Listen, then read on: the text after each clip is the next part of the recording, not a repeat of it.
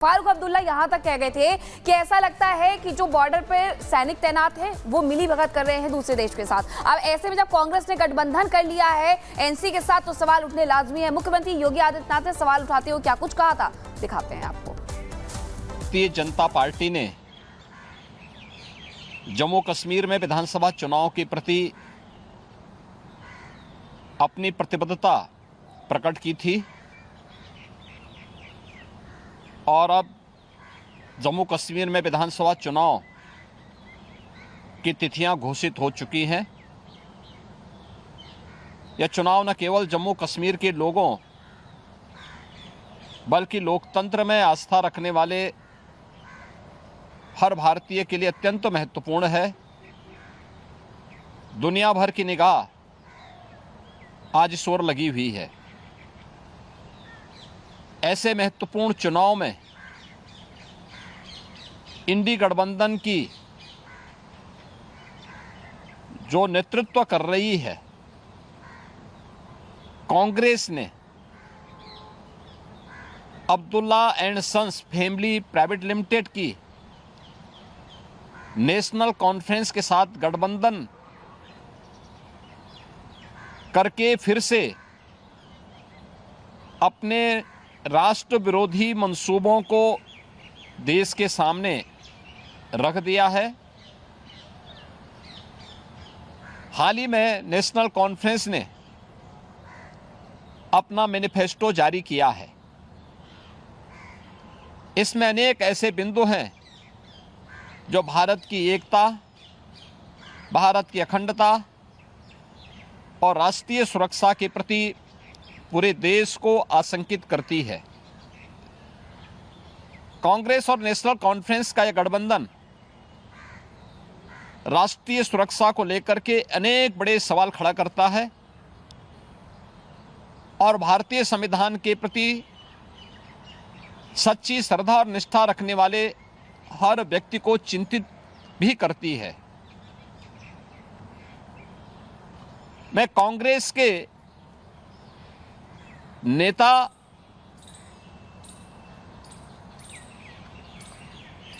श्री राहुल गांधी से पूछना चाहता हूं कि क्या कांग्रेस नेशनल कॉन्फ्रेंस के जम्मू कश्मीर में फिर से अलग झंडे की घोषणा का समर्थन करती है? क्या राहुल गांधी और कांग्रेस पार्टी धारा 370 और आर्टिकल 35A को वापस लाकर जम्मू कश्मीर को फिर से अशांति और आतंकवाद के युग में धकेलने के जम्मू कश्मीर नेशनल कॉन्फ्रेंस के घोषणा का समर्थन करती है? क्या कांग्रेस जम्मू कश्मीर के युवाओं के बदले पाकिस्तान के साथ वार्ता करके फिर से अलगाववादी ताकतों का समर्थन करती है? क्या कांग्रेस पार्टी और राहुल गांधी पाकिस्तान के साथ LOC ट्रेड शुरू करने के नेशनल कॉन्फ्रेंस के निर्णय से फिर से बॉर्डर पार से आतंकवाद और उसके इकोसिस्टम को पोषण करने का समर्थन करती है? क्या कांग्रेस आतंकवाद और पत्थरबाजी की घटनाओं में शामिल उन उपद्रवियों के परिजनों को फिर से सरकारी नौकरी में बहाल करके? तो मुख्यमंत्री योगी आदित्यनाथ का बयान आप सुन रहे थे। इस पूरे मामले में गृह मंत्री अमित शाह ने भी प्रतिक्रिया दी। दरअसल जम्मू कश्मीर में विधानसभा चुनाव होने हैं, 90 सीटों पर विधानसभा चुनाव, और उससे पहले कांग्रेस और नेशनल कॉन्फ्रेंस का गठबंधन। जैसे ही इसका ऐलान हुआ बीजेपी हमलावर हो गई और सवाल उठाने लगी। अमित शाह की तरफ से कौन से 10 सवाल पूछे गए हैं, क्या है पूरा मामला, रिपोर्ट देखिए।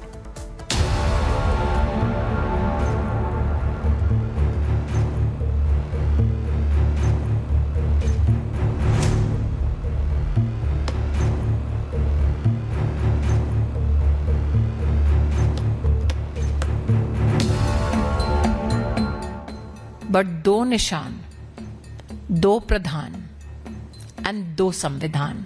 नेशनल कॉन्फ्रेंस देशद्रोही है और अगर वो देशद्रोही हैं तो उनको गिरफ्तार करके जेल में डालिए।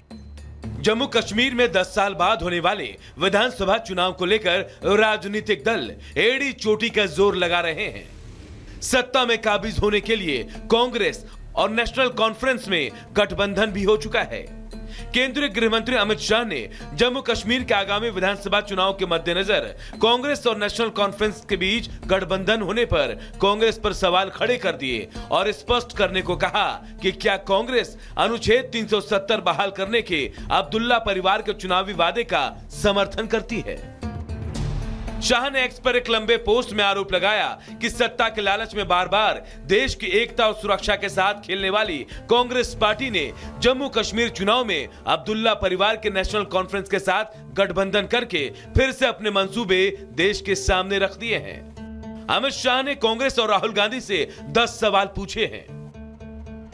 क्या कांग्रेस नेशनल कॉन्फ्रेंस के जम्मू कश्मीर में फिर से अलग झंडे के वादे का समर्थन करती है? क्या J&K के लिए अलग झंडे के समर्थक हैं? क्या राहुल गांधी और कांग्रेस पार्टी धारा 370 और आर्टिकल 35A को वापस लेने के लिए जम्मू कश्मीर को फिर से अशांति और आतंकवाद के युग में धकेलने के JKNC के निर्णय का समर्थन करती है? जम्मू कश्मीर में धारा 370 की बहाली के समर्थक हैं? क्या कांग्रेस कश्मीर के युवाओं के बदले पाकिस्तान के साथ वार्ता करके फिर से अलगाववाद को बढ़ावा देने का समर्थन करती है? क्या कांग्रेस पार्टी और राहुल गांधी पाकिस्तान के साथ LOC ट्रेड शुरू करने के नेशनल कॉन्फ्रेंस के निर्णय के साथ फिर से बॉर्डर पार से आतंकवाद और उसके इस इकोसिस्टम का पोषण करने का समर्थन करते हैं? क्या कांग्रेस आतंकवाद और पत्थरबाजी की घटनाओं में शामिल लोगों के परिजनों को फिर से सरकारी नौकरी में बहाल करने, आतंकवाद, दहशतगर्दी और बंद के दौर को फिर से लाने का समर्थन करती है?